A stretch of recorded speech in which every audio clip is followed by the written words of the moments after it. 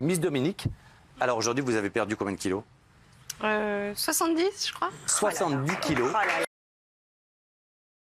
Plus de 200 000 exemplaires vendus, le premier single certifié d'or aussi. Et puis en 2004, le groupe prend fin parce que tout simplement, Matt Pokora décide de partir pour une carrière solo. Lionel essaie de faire aussi un petit peu la même chose.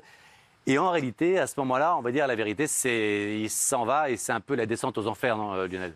Ouais, tu t'aperçois que ton téléphone sonne plus, que tu essaies d'appeler tes chargés de prod chez M6 qui la veille te disaient mon chouchou, tout va bien se passer. Et puis du jour au lendemain, il n'y a plus rien. Ça t'avait rapporté combien de faire les link-up? Quand tout est pour tout, j'ai pris 70 000 euros. Et ce que j'aurais à dire aussi, c'est, voilà, parce que je l'ai vu faire, quand on reçoit Matt Pokora qui est assis ici, parce qu'il a fait une tournée de tous les Zéniths, et que tu es chauffeur de salle pour applaudir et que tu applaudis ton copain, Ouais, c'est chaud, c'est horrible. Qu'est-ce qu'on ressent à ce moment-là? Ne Moi, fais je pas le pleurer, comprends, parce que moi je suis fragile, Ouais. hein, je t'en prie. Hein. T'es heureux pour ton ami. Mais Il va me faire chier. c'est complexe parce que ça te renvoie, en fait. C'est indépendant de ta volonté. Tu te bats pour... Tu te bats pour rester humble, en fait, et dire non, c'est cool, c'est normal, la vie, elle est dure, il faut rester fort. Et t'es content pour lui, et tu te dis, est-ce que cette poussière d'étoiles qui l'a permis d'aller là où il est, pourrait pas en avoir un petit peu pour toi? Ça pourrait pas retomber un petit peu pour toi? Mais aujourd'hui, je suis heureux de faire le métier que je fais, je suis content d'être avec vous sur ces plateaux. Ton million, tu m'as dit, je l'ai totalement perdu. Comment tu as perdu ce million? C'est surtout les faux amis. D'accord. Voilà, il y a une époque où j'avais un groupe d'amis autour de moi, que je pensais mes amis, donc j'ai voulu leur faire plaisir. Je pensais vraiment que... Mais t'offrais quoi? Genre une voiture? Ah non, pas du tout. Je leur payais les soirées, on prenait le taxi, je pouvais leur payer des vacances, voilà. Mais c'est voilà, on pense se faire plaisir, on pense qu'on a le temps, et puis je l'avoue aussi, voilà, on pense que il va y avoir d'autres galas, d'autres machins, et puis voilà. Quand on a fait les Zéniths, quand on gagnait 1 million d'euros, aller chanter pour 250 ou 300 euros pendant 2 heures dans Ça a un changé, mariage, j'ai de la chance. comment on le vit quand même? Je suis chanteuse. Oui. Je suis pas chanteuse de Zénith. Non. Un chanteur, c'est pas réservé aux Zénith, c'est pas réservé aux grandes salles. Non. 6 disques d'or, Evangélie, 600 000 exemplaires vendus. Très heureux de vous revoir. Parce que c'est quoi votre métier aujourd'hui, justement? Vous faites des concerts? Plus que jamais chanteuse, puisque j'ai profité des 2 années de Covid pour créer mon nouvel album. Oui. Et également, on va dire que je suis ambassadrice de la défense animale D'accord. grâce à l'association Défense de l'animal. Alors ça, c'est une très belle cause, mais moi, ce que je voulais savoir, c'est est-ce que vous faites, de quoi vous vivez aujourd'hui? Vous faites des concerts? Eh ben heureusement. Alors, heureusement. depuis mes 20 ans, parce que j'ai démarré à 20 ans, chaque été, je fais à peu près 40 concerts. Après 40 concerts. Nous, on a fait un documentaire sur vous et vous dites que vous faites à peu près 50 concerts par an. Et globalement, c'est 2 000 euros le concert, donc vous gagnez à peu près 100 000 euros par an. C'est ce que vous dites. Ah non, c'est un petit peu schématisé. Hein. C'est vous qui l'avez dit. Hein. 100 000 euros par an. Ouais. Non, vous n'avez pas, à mon avis, mon C'est moins? revenu. C'est moins? Oui, c'est moins quand même. C'est moins? C'est moins, mais je suis à l'aise, je suis heureuse. Et... Aujourd'hui, vous voulez plus qu'on vous appelle Evangélie, c'est ça?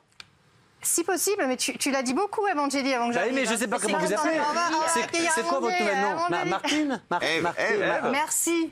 C'est ça? tout court. Un homme intelligent. Mais c'est pas intelligent, je sais lire, c'est marqué Eh derrière. ben voilà, tu es intelligent, Mais- tu sais lire. Pourquoi vous avez enlevé Evangélie? Tout simplement parce que c'était quand même beaucoup associé à une image pas toujours flatteuse, je l'avoue, à laquelle j'ai contribué, je le reconnais. Ouais. Et voilà, j'avais tout simplement envie de laisser un petit peu derrière le superflu et garder l'essentiel. Alors justement, vous dites dans les interviews qu'on a faites de vous que vous avez fait des mauvais choix parce qu'à l'époque, vous vouliez absolument exister. Regardez. Prise dans un tourbillon médiatique, Ève se perd, acceptant de se caricaturer à l'extrême. Je sortais d'une émission de télé-réalité et à cette époque-là, on me proposait plein de projets divers et variés. C'était pas forcément toujours bien conseillé, malheureusement. Ajouter à ça le fait que tu as peur de disparaître du jour au lendemain. Oui, tu te dis si je dis non à ça, peut-être que demain on me verra plus. Donc ça, plus le fait que j'étais mal conseillée pour durer dans le temps, je prenais tout ce qu'on me proposait dans l'instant T et je n'avais pas de vision à long terme. J'étais un petit peu instrumentalisée à cette époque, je l'avoue. J'aimerais peut-être qu'on parle d'abord de vous, Miss Dominique. Alors aujourd'hui, vous avez perdu combien de kilos? 70, je crois. 70 kilos.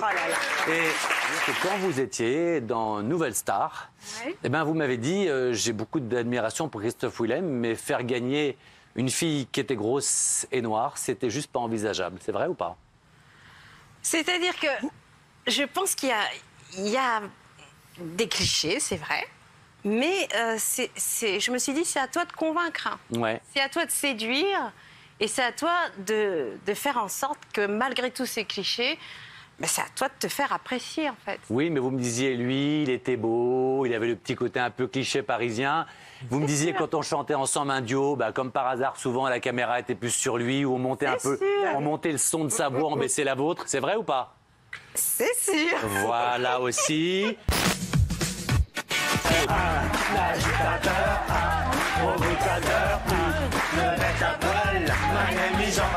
Moi, j'ai qu'une question, Jean-Pascal. Je t'aime énormément humainement. Moi aussi. Mais comment tu t'es retrouvé dans une émission de chansons? La chance. Je pense que le public a accroché.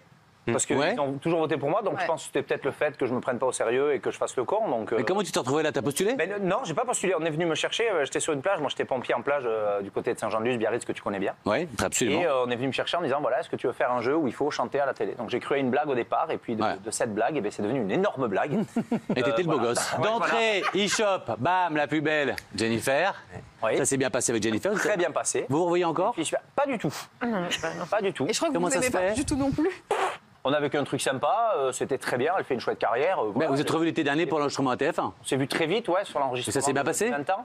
On l'a vu juste le temps de l'enregistrement, donc on n'a pas trop eu le temps. Parce qu'elle a beaucoup de boulot, quoi. Donc D'accord. on l'a vu vite fait, brièvement. Voilà, mais c'était très bien. Elle fait une belle carrière, elle réussit, et tant mieux pour elle, et elle le mérite. Et forcément, on se souvient de toi parce qu'un jour, tu pètes tes plombs dans le château. Tu décides de partir. Voilà. Parti à Londres. T'as ta petite, Alors, tu veux une anecdote là-dessus? Ouais. Une anecdote. Je suis dans le bureau de la directrice, Alexia Joubert, qui me dit Jean-Pascal, qu'est-ce qui se passe? J'en ai marre, je me casse, j'en ai plein le cul de ce jeu, je m'en vais. Bon, écoute, ok, il faut que tu te reposes. Tu vas partir quelques jours te mettre au vert. Ah, je dis ok, je vais chez moi. Elle me dit non, partout, sauf en France. Et moi, imbécile que je suis.